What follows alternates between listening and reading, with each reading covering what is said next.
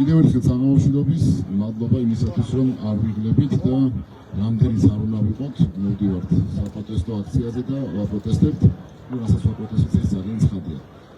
ჩვენ ვართ საპროტესტო აუდიტორია, შეგახსენებთ და უცბად გადავალ ბევრ წინასწარმეტყველებას არ გავაკეთებ, ძალიან ბევრ კრიტიკას ვისმენთ. აი რაგი აუდიტორიებად, რაგი ლექციებად, ხალხო, ჩვენ ვართ ჩვეულებრივი თქვენაერი პროტესტის მონაწილეები. როგორც თქვენ აპროტესტებთ ყოველდღე, ასევე ჩვენც ვაპროტესტებთ და აქ გამოვდივართ იმისთვის, რომ საერთო მუხტი შევინარჩუნოთ. ჩვენ რაც შეგვიძლია და როგორც შეგვიძლია, ისე ვაძლიერებთ პროტესტს. სხვას ვისაც როგორ შეუძლია, ისე აკეთებს თავისაფრეს და ამ ერთიანობით გონია, რომ შევინარჩუნოთ ამდენი ხანი რუსთაველის და არა მარტო რუსთაველის პროტესტი, მთელი ქვეყნის მასშტაბით პროტესტი. ამიტომ ღირსეულ კრიტიკას მივიღებთ ყოველთვის, მაგრამ რაღაცები რაც ზღვარს მიღმა, ამას რაღაცას ვერ ვატარებთ. მიუხედავად ამისა, ჩვენ არ გავჩერდებით და ყოველთვის ვიქნებით მზად, გავაზიაროთ ინფორმაცია, იმიტომ რომ გონია, რომ ეს აუცილებელია. გონია, რომ ყველას გვაკლია რაღაცა კონკრეტული რაღაცების ცოდნა და ამისთვის ყოველდღე შემიძლებით. მადლობა გუნდს, მადლობა მსმენელებს, მადლობა ლექციის ხელმძღვანელს. უკვე მეორედ გვაქვს ჩვენ ერთად ლექცია, ძალიან სასიამოვნოა. მოკლედ სასიამოვნოს აუდიტორიას აღამას გისურვებთ. მადლობა. გამარჯობა. იმედია კარგად ისმის. მე ვარ მალხაზ რეხვიაშვილი, ახლა წერია ჩემი სახელი, ვის თუ გადაინახსოვრებთ. მე ვარ ფაქტჩეკის მთავარი რედაქტორი, ფაქტჩეკი არის მედია, რომელიც უკვე 12 წელია მუშაობს დეზინფორმაციაზე და პროპაგანდაზე და ამ დროის განმავლობაში 10,000-ზე მეტი სტატია გვაქვს მომზადებული. დღევანდელ თემა დავირჩიეთ როგორ კლავს პროპაგანდა, როგორ კლავს პროპაგანდა ზოგადად. იმის გამო რომ ყველა ნახავდით ირაკლი რუხაძის ეთერს რადიო თავისუფლებაზე, სადაც ის თუ მედია ჩემია და ჩემს საკუთრებაშია, მაშინ მინდა პროპაგანდისთვის გამოვიყენებ ამ მედიას, მინდა პეპლებზე ვასაუბრებ და თითქოს ეს ნორმალურია, თითქოს არაფერი პროპაგანდის გავრცელებით. თვითონ ამ სიტყვის გათეთრებასაც კი ცდილობს სიტყვა პროპაგანდის. ამიტომ რაღაცნაირად გადავწყვიტე, რომ რახან საშუალება მქონდა, მადლობა ორგანიზატორებს, შემიხსენებია, რას ნიშნავს პროპაგანდა. ფრიდრიხ კელნერი, როგორც ითხოვდა, არ გიყვართ ხოლმე ლექციებს, ესეთი რაღაც უცნაური ფილოსოფია.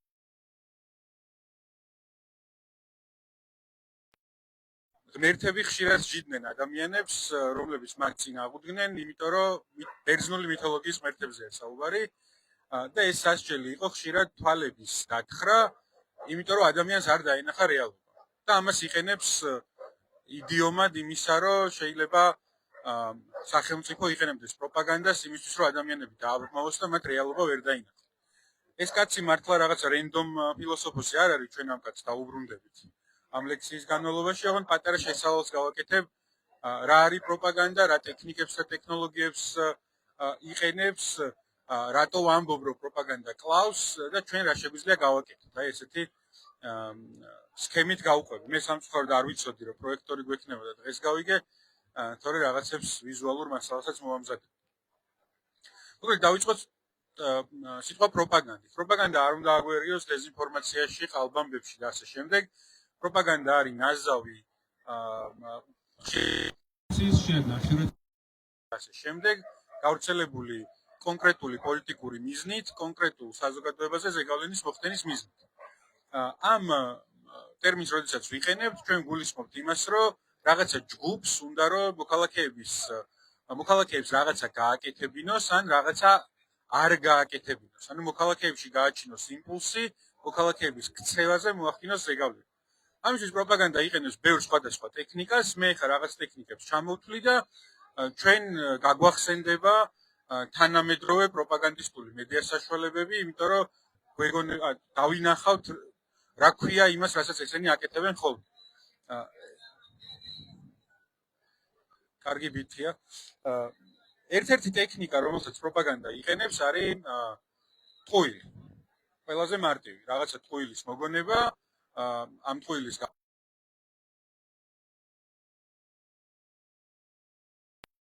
იყენებდეს ტყუილის ტექნიკას, რომელსაც ქვია სარკე ტყუილი. ანუ გაბრალებდეს ისეთ რაღაცას, რაც სინამდვილეში თვითონ უნდა რომ გააკეთოს. აი მაგალითად რევანშით ვიღაცების ფიზიკურად დასჯა უნდათ ვიღაცებს რუანდაში და ამიტომ ჩვენ უნდა დავასწროთ და დავხოცოთ. ეს შეიძლება იყოს პროპაგანდის მიერ გამოყენებული ტექნიკა. პროპაგანდა შეიძლება ყოფდეს აი ჩვენ ვართ ასეთები და ქმნიდეს მერე სხვების რაღაცა ჯგუფზე წარმოდგენას, რომ ერთმანეთისაგან გამოგყოს, გავხლიჩოს და სხვანაირებად წარმოგვადგინოს. პროპაგანდა შეიძლება იყენებდეს ტექნიკას, რომელსაც შეგვიძლია დავარქვათ დეჰუმანიზაცია. ანუ ოპონენტში ჩვენგან განსხვავებული აზრის მქონე ადამიანში მოქალაქეთა გარკვეულ ჯგუფში მათი რელიგიური ეთნიკური კუთვნილების ნიშნების წაშლას. ესეთი ტექნიკა შეიძლება ბევრი სხვადასხვა მეთოდით გამოიყენო და ამისი მომსწრეც ვართ, ხო ეხლა რაშიც ჩვენ ცხოვრობთ, ხო ოპონენტების დეჰუმანიზების ცდელობა. პროპაგანდა შეიძლება იყენებდეს ტექნიკას, როგორიცაა ეს ხომ ყველა მიცის. ანუ სინამდვილეში რაღაცა ტყუილზე იმტკიცებდნენ, რომ ეს იმდენად საყოველთაოდ აღიარებული ფაქტია, რომ ამაზე კამათიც კი არ არის. პროპაგანდა ხშირად შეიძლება იყენებდეს ტექნიკას ექსპერტული მოსაზრება. ანუ ვიღაცა ტიპს მივაწერ ქვემოთ, რომ ექსპერტია, რაღაც ხანდოობას შევქმნი ჩემს მაყურებელში, მსმენელში, მკითხველში და მერე ვეცდები, რომ მოქალაქეებს დავაჯერო, რომ რაც ეხა ამ ადამიანმა თქვა, ეს ექსპერტული მოსაზრება.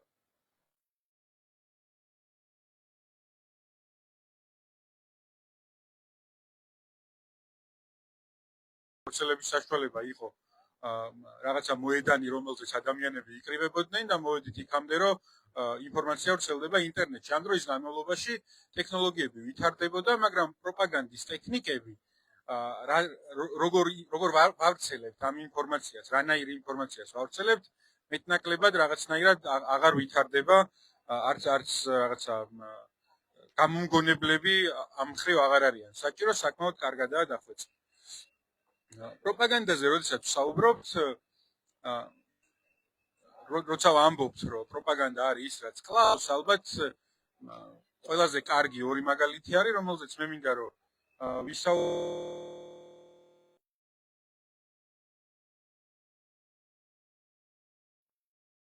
თუ აღმოჩნდება, რომ ძალიან მოსაწყენი გახდა, გამოჩერეთ გადავალ მომდევნო თემას. პირველი кейსი, რომელზეც ჩვენ შეგვიძლია ვისაუბროთ, არის ნაცისტური გერმანიის პროპაგანდისტული მანქანა. თორე ჩვენ როდესაც ვსაუბრობთ, რომ პროპაგანდა კლავს, ჩვენ შეგვიძლია ვთქვათ, რომ კონკრეტული ადამიანების სიცოცხლე ეწირება. ნაცისტურ გერმანიამდე რო არ წავსულიყავით, სულ ეხახან რომ გაგვეხედა უახლოეს ის პანდემიის დროს ადამიანები დაიღუპნენ, იმიტომ რომ ვიღაცებმა დაიჯერეს, რომ ვაქცინას თუ გაიკეთებდნენ, ჩიპი შევიდოდა, სატანას სულს მოპარავდა და რაღაცები დაიჯერეს ადამიანებმა, არ აიწყდნენ და მათი სიცოცხლე გახდა მოწყვლადი ვირუსის მიმართ. აი 2022 წლის 24 თებერვალს რუსეთი შეიჭრა უკრაინაში, მას დაარქვა სამხედრო ოპერაცია, რომელიც მიზანიც იყო დენაციფიკაცია და ადამიანები ახლა ეწირებიან იმ ომს, რომელიც სწორედ რაღაცა პროპაგანდისტული საწვავით საზრდოობს.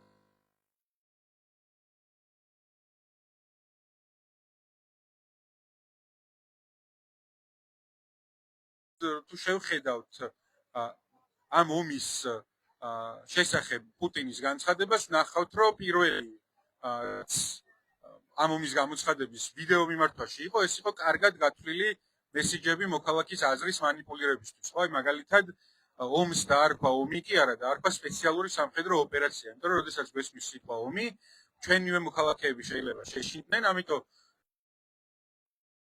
ომის გამოცდილება, ავღანეთის გამოცდილება და ასე შემდეგ, რომელთაც საბჭოთა კავშირში უცხოვრიათ, მოდი არ გვინდა ეხა რაღაცა ისეთი ტერმინის გამოყენება, რომელსაც ამ მოქალაქეებს შეეშინდებათ.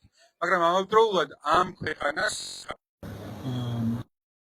მემკვიდრეს აქვს ნაცისტური გერმანიის დამარცხების გამოცდილება. ნაცისტური გერმანიის დამარცხებასთან ახლდა შემდგომში პროცესი, რომელსაც დაარქვეს დენაციფიკაცია.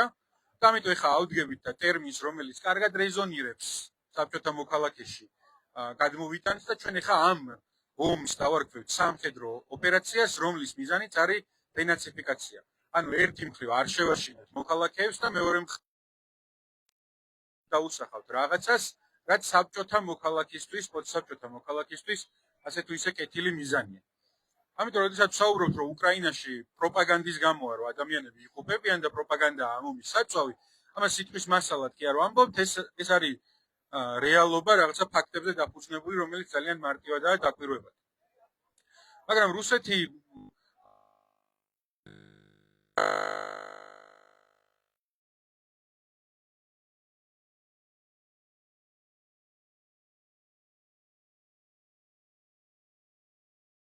ისედაც ვიცით და შეგვიძლია ამოვიცნოთ ხოლმე. დაუბრუნდები ახლა ნაცისტურ გერმანიას და იმ კაცს დასაწყისში რო ვახსენე, ფრიდრიხ კელნერი, ეს არის გერმანელი სამოქალაქო სექტორში დასაქმებული ადამიანი იყო ნაცისტური გერმანიის დროს, რომლის ღიურებით შემდგომში მათ შორის ნიურნბერგის პროცესზე გამოიყენებოდა და თავად ეს კაცი ჩართული იყო დენაციფიკაციის პროცესში მართლა, როდესაც ნაცისტური გერმანია დამარცხდა. და რატო ვახსენებთ ამ ადამიანს ახლა პროპაგანდის კონტექსტში, ხო, სიამდილეში ბევრი დიდი წიგნი დაწერა, რომელსაც დაარქვა ჩემი წინააღმდეგობა, ალბათ კარგი თარგმანი ქართული ეგითია.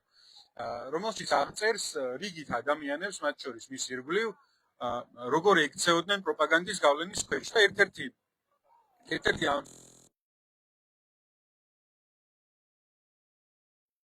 გერმანიის ერთ-ერთი სოფლიდან, რომელიც გაიზარდა, მათ შორის ებრაელი მეზობლები ყავდა, როდესაც ის იზრდებოდა ამ სოფელში, შემდგომ გახდა სკოლის მასწავლებელი, რომელსაც ყავდა მათ შორის ებრაელი მოსწავლეები და როდესაც ნაცისტურმა გერმანიამ ჰიტლერის თანამედობით თუ თაოსნობით დაიწყო ებრაელების დევნა, ამ პროცესის დასაწყისში ეს ისტორიის მასწავლებელი იცავდა ებრაელ ბავშვებს და საბოლოო ჯამში მივიდა საქმე იქამდე, რომ როდესაც ეს ბავშვები დასვეს მატარებელზე და თავის მშობლებით და ოჯახებით და გაუშვეს საკონცენტრაციო ბანაკში, ამ დროს ეს მასწავლებელი უკვე ნაცისტური გერმანიის მხარეს იყო.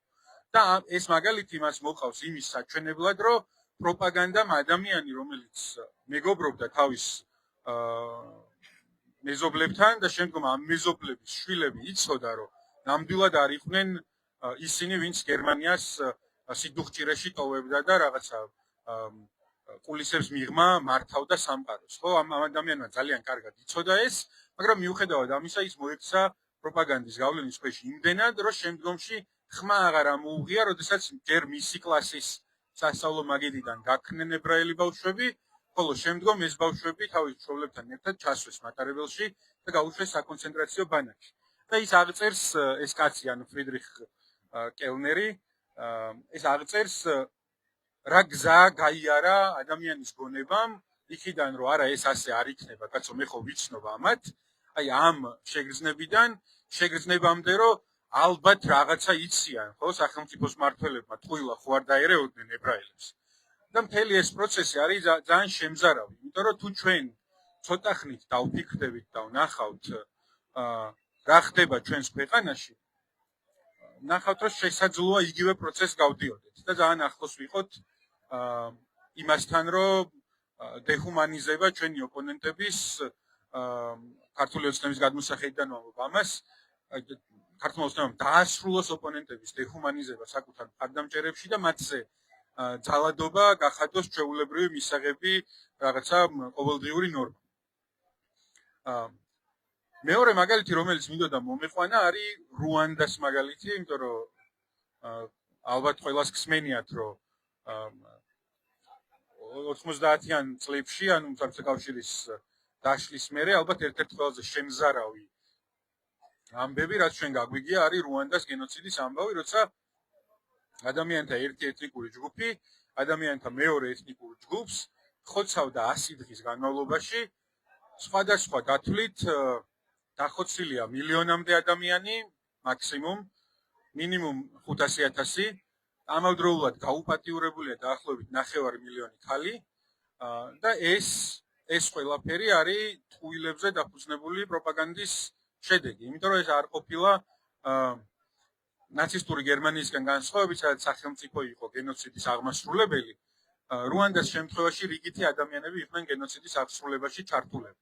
და ამას უკვე მიაღწია იქ პროპაგანდამ ცალსახად და მათ შორის ესეთი რადიო არსებობდა 1000 ბორცვის რადიო, მათ შორის ამ რადიოს ხელმძღვანელები გაასამართლა საერთაშორისო ტრიბუნალმა სპეციალურად რუანდას საქმეზე შექმნილმა და მათ შორის აი ეს მე რა ვიცი ძმა უმარტო ჟურნალისტი ვარ და გასართობი გადაცემა მიმყავს ხალხი ჩასვა ციხეში, იმიტომ რომ მარტო გასართობი გადაცემა არ არსებობს მედიაში, იმიტომ რომ მას მოყავს მაყურებელი იმ გადაცემისთვისაც, რომლის მიზანიც ძალადობის კულტივირებაა და როდესაც რუანდას მაგალითს უყურებთ, აი ამ 1000 ბორცვის რადიოს მაგალითს, შეგვიძლია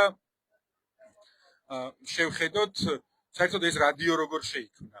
არსებობდა გაზეთები და არსებობდა წამყვანი რადიო, რომელიც ვიღაცებმა მიიჩნიეს, რომ ძალიან ლიბერალური იყო, გაზეთები ნაკლებად იყო გავრცელებული არაურბანულ დასახლებებში, გულისხმობს სასოფლო დასახლებებს, სადაც მოსახლეობის ძალიან დიდი ნაწილი ცხოვრობდა და ამის დასაბალანსებლად ვიღაცებმა შექმნეს რადიო დასავლური მუსიკით, დასავლური გასართობი შოუებით, რადიოს ყვალობაზე გასართობს გულისხმობ ბუნებრივია, თოქ-შოუებით, სადაც პოლიტიკური მოსაზრებები და დისკუსია იყო და ეს რადიო გახდა უფრო პოპულარული მათ შორის ახალგაზრდებში, ვიდრე აი ეს მანამდე არსებული რაღაცა შედარებით აკადემიური და როდესაც ამ რადიომ დააგროვა მაყურებელი, ამ რადიოს ეთერებიდან ისმოდა მოწოდებები, რომ აი თქვენით უნდა გაწმინდოთ თქვენი თემი ამ უცხო თესლისგან, ამ ტარაკნებისგან, ამ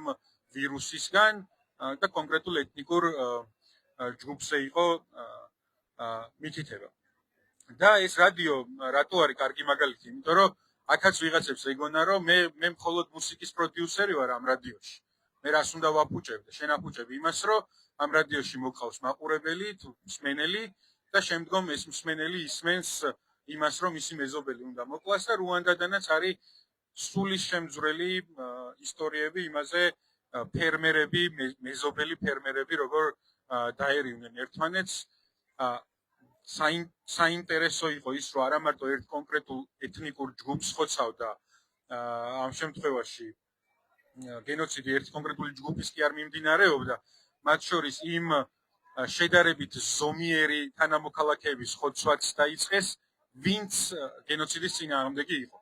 ანუ ერთი იყო, რომ ეთნიკური ნიშნით ადამიანებს ხოცავდნენ და მეორე იყო, რომ ხოცავდნენ ადამიანებს, რომლებსაც არ უნდათ, რომ ეთნიკური ნიშნით ადამიანების მკვლელობა ჩაედინა სახელმწიფოს. და ეს მეორე მაგალითი ძალიან მძიმე თემებზე საუბრობთ ბუნებრივია და ბოდიში. ეს მეორე მაგალითი არის იმის საჩვენებლად, რომ აი კონკრეტულად პროპაგანდისტულმა მედიამ როგორ შეიძლება გამოიწვიოს ადამიანების სიცოცხლის მოსპობა. როდესაც ადამიანის სიცოცხლის მოსპობაზე საუბრობთ, არის ერთგვარი ზღვარი, რომელიც პროპაგანდამ რომელსაც თუ მიაღწია, მერე უკვე უნდა ველოდოთ, რომ ფიზიკურ ძალადობაში გადაიზრდება და მე ვახსენე დეჰუმანიზება და მინდა რაღაცნაირად ეხა ამ ტერმინის ირგვლივ ვისაუბროთ ცოტა. როდესაც დეჰუმანიზებაზე საუბრობთ, პირველი რასაც ჩვენ ყურადღება უნდა მივაქციოთ, არის რომ არ გამოგვეპაროს ლექსიკის ტრანსფორმაცია. იმიტომ რომ ადამიანის დეჰუმანიზება არ ხდება პირდაპირ. ადამიანის დეჰუმანიზება იწყება იმით, რომ ჯერ მისი სიტყვიერი დეჰუმანიზება უნდა დავიწყო. მე ის უნდა მოუნათლო მოღალატედ, უნდა მოუნათლო ტარაკნად, უნდა მოუნათლო რაღაცები უნდა დავარქვა, შევადარო ცხოველს, მაიმუნს, არასრულფასოვან ადამიანად უნდა წარმოვაჩინო, იმიტომ რომ ყველა ფსიქოლოგიური კვლევა, რომელიც ადამიანზე ჩატარებულა, აჩვენებს, რომ ადამიანის ბუნებრივი შესაძლებლობა არ არის მეორე ადამიანის სიცოცხლე დაამთავროს ან მეორე ადამიანზე იძალადოს. ან ეს არ არის ადამიანისთვის რაღაცა მისაღები აქტი, ადამიანი ამას აკეთებს იმ შემთხვევაში, ძირითადად, თუ მეორე ადამიანში ადამიანის დანახვა აღარ შეუძლია. და შესაბამისად ეს ადამიანის გაქრობას ოპონენტში როგორ იწყებენ პირველ რიგში სიტყვით და ეს ეტაპი არ უნდა გამოგვეპაროს ხოლმე და უნდა დროზე შევამჩნიოთ, რომ აი ესე საუბარი ჩვენთვის მიუღებელი მოსაზრების მქონე ადამიანებზე, ან მიუღებელი, ან ეთნიკური ნიშნით ადამიანებზე ასეთი საუბარი არ შეიძლება.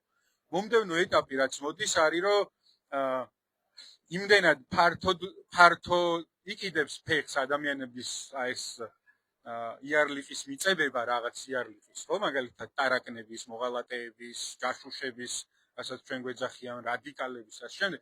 იმდენად ფართოდ იყიდებს ეს იარლიყები ფეხს, რომ შემდგომ იწყებს გაქრობას მორალური შემაკავებლები. პირველი რაც ადამიანში ქრება არის ხმის ამოღება, ანუ პირდაპირ მე არ ვიქნები მზად რომ მეორე ადამიანზე ვიზალადო, მაგრამ პირველი რასაც მე დავკარგავ არის რომ თუ დავინახავ რომ ერთი მეორეზე ძალადობს, არა მოვიღო ხმა. პირველი ეტაპი არის ეს, რომ როდესაც ამ ეტაპს გადალახავ, შემდგომ დგება ის, რომ შენთვის მისაღები ხდება ძალადობა და აი მაგალითად შეიძლება ალბათ არ მოგისმენიათ ქართულ პოლიტიკაში ამას სადნახავდით, მაგრამ ვიღაცამ შეიძლება თქვას, რომ ხო, რა ვიცი, აბა სადილის დროს მიუვარდა და არ უნდა გაელახა. როდესაც ამ ეტაპზე გადავალთ, ეს ნიშნავს, რომ უკვე შემაკავებლები, რომ ის მეორეც ადამიანია, კაცო და რაც არ უნდა გითხრას, მისი ფიზიკური გალახვა და მე რა თქმა უნდა თეორიულ მაგალითს ვსაუბრობთ, ხო, რაღაცა კონკრეტულ პრაქტიკულ მაგალითს არ ვამბობ, მაგრამ აი დავუშვათ, რომ რომელიმე უცხო ქვეყანაში ვიღაცას თუ მიუვარდა, მე იმას რომ აქ სამშობლოში დაბრუნებულ სახლთან არავინ არ უნდა დახვდეს და სახლთან თუ დახვდები, ეგ რო ნორმალური არ არის. ეგ ხო რაღაცა ძალიან მარტივი ანაბანა, მაგრამ ეს იწყებს ადამიანებში გაქრობას და რაც ჩვენ შეგვიძლია ამას დაუპირისპიროთ თელ ამ პროცესს ადამიანის გაქრობის არის რომ პირველ რიგში რა თქმა უნდა დროზე დავინახოთ რომ რიტორიკა იცვლება და რიტორიკის დონეზე თუ ვიწყებთ ადამიანის ნიშნების გაქრობას, მხოლოდ ერთადერთი მიზანი გვაქვს რომ სხვები დავაჯეროთ რომ ეს ადამიანი აღარა და ეს მიზანი გვაქვს იმ შემთხვევაში თუ ჩვენ გვინდა რომ პროპაგანდის საშუალებით ძალადობა წავახალისოთ. შესაბამისად პირველი ეტაპი არ უნდა გამოგვეპაროს, მეორე რაც შეიძლება გავაკეთოთ არის რომ გავავრცელოთ სიმართლე და როდესაც ადამიანზე რომელსაც ჩვენ ვიცნობთ რაღაცა საზიზღრობას ამბობენ და აბრალებენ და ასე შემდეგ ვეცადოთ რომ ამას წინ აღუდგეთ, ჩვენი ალტერნატიული ამბები მოვყვეთ, ჩაგრული ადამიანების შესახებ გავავრცელოთ რეალური ფაქტები, რომ ის რეალური ადამიანია, ის არ არის ტარაკანა, ის არ არის ჯაშუში, ის არ არის რადიკალი და ასე შემდეგ და ამ ამბების გამავრცელებლები ვიყოთ, რომ ადამიანებს შევახსენოთ მუდმივად, რომ სხვების ადამიანები არიან, მიუხედავად იმისა, მათ აზრს ჩვენ იზიარებთ თუ არა. მესამე რაც უნდა გავაკეთოთ, ალბათ არის კრიტიკული აზროვნება და მის გავრცელებას შევუწყოთ ხელი, რომ ყოველთვის დავსვათ კითხვები, როდესაც რაღაცა ინფორმაციას ვისმენთ, კითხულობთ, ვუყურებთ, ვეცნობით და ამ ინფორმაციაში ჩვენ ვხედავთ, რომ ვიღაცა ძალიან ცუდი კუთხითაა წარმოჩენილი, დავსვათ ხოლმე კითხვები, რამდენად რეალურია ის, რასაც მე ვუყურებ. და არ დაგვავიწყდეს ხოლმე, რომ თუ რაღაცა ინფორმაციას ოდნავ სენსაციურად გვეჩვენება და ეს ინფორმაცია ეხმიანება ჩვენს ემოციებს, ვიბიძგებს რაღაცა ნაბიჯის გადადგმისკენ, ან რაღაცა ნაბიჯის გადადგმისგან თავის შეკავებისკენ. უმრავლეს შემთხვევებში ეს სენსაციური ინფორმაცია თლად სწორი არ აღმოჩნდება ხოლმე. აუცილებლად ტყუილი არ იქნება, მაგრამ ღრმად თუ ჩავისუნთქავთ და რამდენიმე რაღაცა წამი მოვითმენ, შეიძლება აღმოვაჩინოთ, რომ სრულიად ტყუილად შეგვზიზღდა იმ მომენტში ვიღაც სხვა ადამიანი. ბოლოს რაც პროპაგანდაზე და იმაზე მინდა ვთქვა, თუ როგორ კლავს პროპაგანდა ადამიანს, არის ვითარებები, რომლებიც მათ შორის ამ ქვეყანამ გამოიარა და რაღაცა რეალური ფაქტები გავიხსენოთ ჩვენი წარსულიდან, ჩვენი ისტორიიდან, რას აჯერებდა პროპაგანდა სხვადასხვა დროს ადამიანთა ფართო ჯგუფს ჩვენი მოქალაქეების შესახებ. ჩვენ ახლა ვდგავართ რუსთაველის გამზირზე და იყო პერიოდი საქართველოს ისტორიაში, როდესაც ეკლესია ამბობდა, რომ ამ რუსთაველზე ვართ, აი ამ კაცის წიგნის ბეჭდვა რო დავიწყეთ, ეს დაგვაკარგინებდა სულიერ კავშირს რუსთაველთან და პირველი ნაბეჭდი ვეფხისტყაოსნების დაწვა დაიწყეს. ამავე ქვეყანაში ილია ჭავჭავაძეს ურცელებდნენ ამბებს, რომ ის რაღაცა ყველაზე სადისტი თავადია, ვინც შეიძლება იპოვო მეფის რუსეთში და საბოლოო ჯამში ვიღაცა ყაჩაღი დახვდა და მოკლა. მიხეილ ჯავახიშვილი გამოაცხადეს ხალხის მტრად და დახვიტეს და ადამიანებს ეუბნებოდნენ, რომ აი კაცი, რომელმაც 10 მცნება დაუწერა შვილს და ალბათ ყველას აქვს საკითხული. პატარა და ერთგვერდიანი რაღაცა არის, ხო, 10 მცნება, რომელშიც რასაც ის წერს პირველი არის, რომ ერთ-ერთი პირველი მცნება არის, რომ მე ვარ ჩემი სამშობლოს მსახური. პირველ რიგში, ანუ ამას რო წერს ადამიანი, იმაზე თქვეს, რომ აი ის ჯაშუშია და ის უნდა მოუკლათ. და ამ ხორცსაკეთს თუ გავიხსენებთ, რასაც საბჭოთა კავშირი ერქვა, კიდევ ერთ შემზარავ რეალობას დავინახავთ, რაც სამწუხაროდ, როდესაც პროპაგანდის და ძალადობის მანქანა ჩაირთვება და ესე რომ ვთქვათ, რუსულ ჟარგონს გამოვიყენებ, რაზგონს აიღებს, ყველას შეეხება. და ეს არის ის, რომ მან აღარ იცის თავისიანის და სხვისიანის გარჩევა. ჩემიანი ხარ თუ არა ხარ ჩემიანი, რაღაცა ეტაპზე შეიძლება შენ აღმოჩნდე ჩემი სამიზნე და თუ მათ შორის საბჭოთა კავშირის პროპაგანდას გავიხსენებთ, ეხლა ძალიან ბანალურ რაღაცებს ვიტყვი, როგორ ხდებოდნენ ადამიანები, ვინც საქართველოს საბჭოთა რევოლუციის შემოქმედები იყვნენ, საბჭოთა სახელმწიფოს მტრები და ყველას გვექნება ნანახი სტალინის ფოტოები, როგორ ხრებიან სტალინის თანამებრძოლები ფოტოდან, რომელიც თავის დროზე ერთად გადაიღეს. და ესეთი ადამიანები მათ შორის მოიცავდა ისეთ ხალხს, რომლებიც წითელ არმიას მეთაურობდნენ, როდესაც საქართველოში შემოვიდა. და ამასაც ამ ადამიანებსაც საბჭოთა პროპაგანდა არქმევდა უცხოეთის ჯაშუშებს. უცხოეთის ჯაშუშს არქმევდა ტროცკის, უცხოეთის ჯაშუშს არქმევდა ჟუკოვს, უცხოეთის ჯაშუშს არქმევდა ბერიას, სტალინს არქმევდა ქართველ ნაციონალისტს და ასე შემდეგ. და შესაბამისად, რაც მინდოდა ბოლოს მეთქვა, რომ მიუხედავად იმისა, ამ წამს ჩვენ პროპაგანდის მანქანა როგორ გვექცევა, ჩვენ დამილმობიერია თუ ჩვენ წინააღმდეგა, ყოველთვის უნდა გვახსოვდეს, რომ ეს გიორგი გახარიასავით გამომივიდა, რომ ყველას უნდა გვესმოდეს. ყოველთვის უნდა გვახსოვდეს, რომ რაღაცა ეტაპზე შეიძლება ეს მანქანა ჩვენ მოგვიბრუნდეს და თუ რაღაცა არ მოსულა, უბრალოდ არ მოსულა და ჩვენი სიჩუმით ან არააქტიურობით ხელი არ უნდა შევუწყოთ ამგვარი მანქანის ფორმაში შესვლას, იმიტომ რომ როდესაც ის ფორმაში შედის, ძირითადად უკვე გვიანია ხოლმე მისი გაჩერება და მე იმედი მაქვს, რომ ჩვენ ამ ქვეყანაში და თქვენთან ერთად, რა თქმა უნდა, ფაქტობრივად კოლეგები ვართ ჩვენ, ხო, 100 დღე ერთ და იგივეს ვაკეთებთ, ფაქტობრივად თანამშრომლები ვართ ყოველდღე აქ. მე მჯერა, რომ ჩვენ რაღაცა ის ზღვრები გადალახული და გადაკვეთილი არ აგვაქვს, რაც ერთმანეთში სხვადასხვა პოლიტიკურ მხარეს მყოფ ადამიანებს აქ არ მაქვს საუბარი პოლიტიკურ ლიდერშიპზე.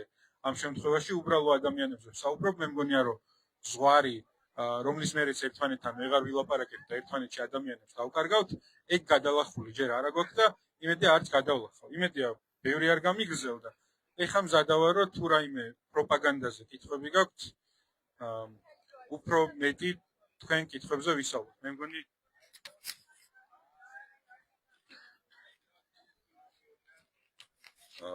თავიდან ვიტყვი, რომ მადლობა, ძალიან საინტერესო იყო და ერთი ესეთი უახლოესი ისტორია ქართულ რეალობაში ესეთ მაგალითს ალბათ ვერ მოვიყვანთო. მე რატომაც ქართულ რეალობაში ესეთ მაგალითს ვერ მოვიყვანთო, გამახსენდა მანანა კობახიძემ რო თქვა პარლამენტის თავმჯდომარის მოადგილე იქნება დედა შეაგინა და იმიტომ და გალახესო. ეს იყო მსგავსი ზუსტად ის რაც იქნებ ჭამის დროს მივარდაო და უცებ გამიჩნდა რუანდაზე რო ლაპარაკობდით ესეთი კითხვა.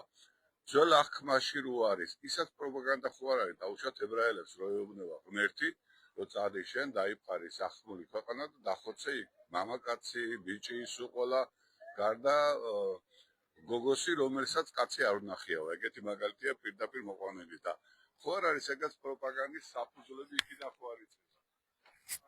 ხო, ეს ბევრი საჯაროდ გადის, ხო ლაიფში. ანუ ეხლა რასაც ვიტყვი, ამის გამო შეიძლება ჩამქოლ. არა, მაინც ვიტყვი, ძველი აღქმა, ისევე როგორც სხვა რელიგიური დოკუმენტები, აკეთ. ისევე როგორც რელიგიური დოკუმენტების უმრავლესობა მეტწილად არის რაღაცა ჯგუფის, ეს შეიძლება იყოს პოლიტიკური, რელიგიური, რაღაცა კულტურული ან ეთნიკური ჯგუფი, რომელიც აი ამ რელიგიას წერს, მათი საშუალება ინფორმაციის გავრცელების. ხო, იმიტომ ტელევიზორი არ არის, ხო, ძველ სამყაროში, როდესაც ებრაელები ეგვიპტიდან გამოდიან. შესაბამისად, იქ რასაც წერენ ებრაელები, ის ან გწამს, რომ მართლა მაგალითად ღმერთის რჩეული ერია.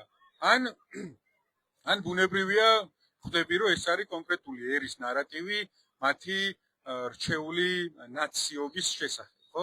შესაბამისად, ძალიან მარტივია კი, რასაც ჩვენ ვკითხულობთ ძველ აღთქმაში, ძირითადად არის კონკრეტული ერის გზავნილი, როგორ წარმოუდგენიათ მათ სამყარო თავისი გადმოსახედიდან. იმიტომ რომ მე როდესაც იესო ქრისტეს შემდეგ უკვე სახარებას ვკითხულობთ და ახალ აღთქმას ვეცნობით, ნახავთ, რომ რაღაცები იმდენად წინააღმდეგობაში მოდის, რომ საერთოდ ერთი სახელი არ უნდა ერქვას ამ ორ მოდი ისტორიულ დოკუმენტს დავარქმევ.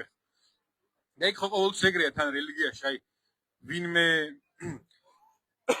მოდიში რელიგიაში ხშირად არის ეგრე, რომ ვერ გაიგებ მიზეზს რა გადაწყვეტილება რატოა მიღებული. მაგალითად დიდი სქიზმა რომ მოხდა და 1054 წელს რომის პაპმა და კონსტანტინოპოლის ეპისკოპოსმა ერთმანეთში რომ იჩხუბეს და მე დაწყებლეს ერთმანეთი და კათოლიკეები ცალკე ვართ ეხლა და არიან ეხლა და მართლმადიდებლები ცალკე ვართ. ეს რეალური რაღაცა რელიგიური მიზეზი ამის უკან რა იდგა? ანუ 1053 წელს რაც მოხდა, იმისგან განსხვავებული რა იყო ისეთი 1055 წელს, რომ უკვე ორი ცალ-ცალკე რელიგია გქონდა, ხო? ბუნებრივია ამის უკან დგას რაღაცა კონკრეტული პოლიტიკური მიზნები, რომელშიც რელიგია გამოიყენება როგორც ერთ-ერთი იარაღი ინფორმაციის გავრცელების, თან იმ პერიოდში, როცა ადამიანებმა კითხვა არისიან, ტელევიზორი არ არსებობს და ინფორმაციის მასობრივად მოქალაქეებთან მიტანის ერთ-ერთი მთავარი საშუალება არის ეკლესიაში მოусმინონ მღვდლის მიერ ჩატარებულ ქადაგებას წირვის მერე, ხო? ამიტომ ხო ბუნებრივია რაღაცებში ჩვენ შეიძლება პროპაგანდის ნიშნები დავინახოთ რელიგიურ დოკუმენტებშიც.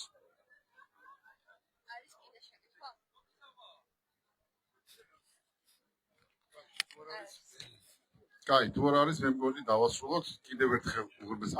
არის. კი ბატონო. დიდი მადლობა დროული და მნიშვნელოვანი ინფორმაციის მოწოდებისთვის.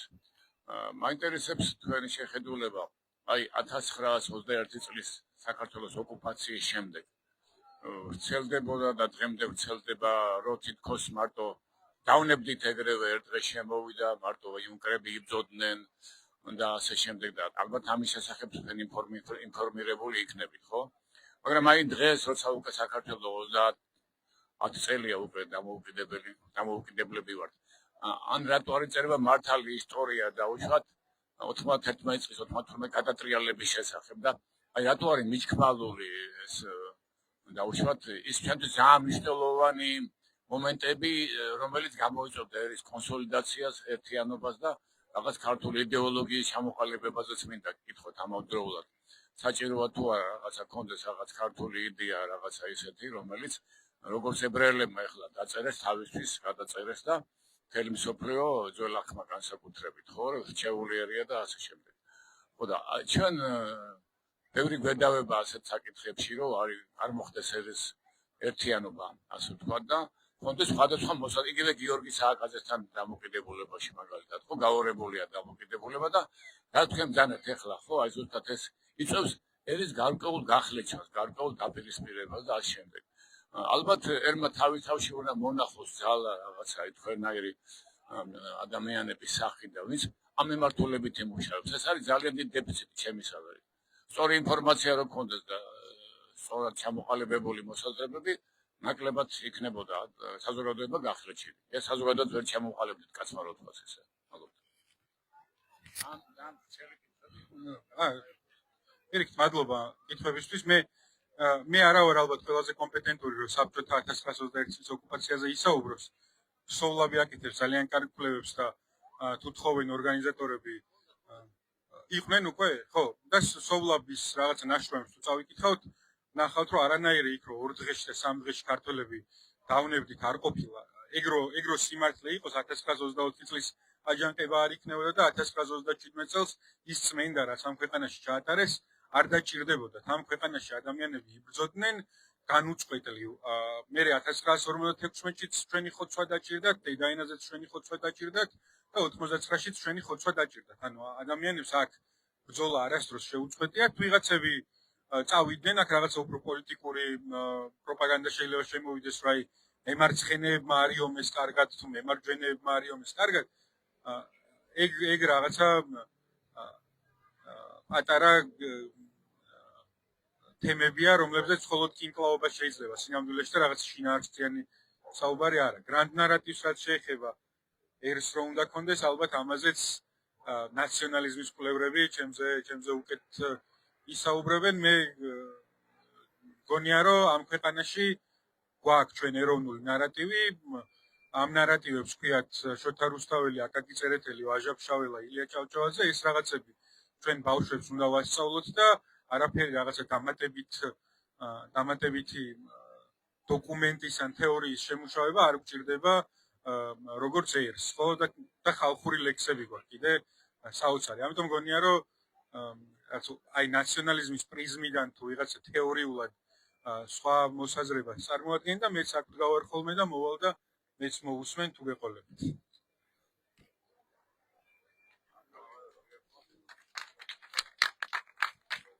კიდევ ერთხელ დიდი მადლობა. მოკლედ ჩვენ არ გავჩერდებით. ჩვენ გავაგრძელებთ იქამდე სანამ შედეგი არ დადგება. ჩვენ ვართ საპროტესტო აუდიტორია, გამოგვყევით Facebook-ზე და Instagram-ზე. ასევე კიდე პატარა ანონს გავაკეთებ, ანონს კი უკვე დავიწყეთ მოძრაობა მოხალისე. აქ ძალიან საინტერესო რაღაცები დაიდება.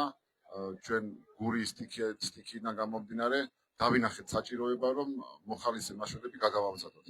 ვიწყეთ მოხალისე მაშველების გაგამზადების პროგრამას, გაგვიხარდება თუ იქაც შემოგვიერთდებით. მადლობა ყურადღებისთვის, მომავალ შეხვედრამდე.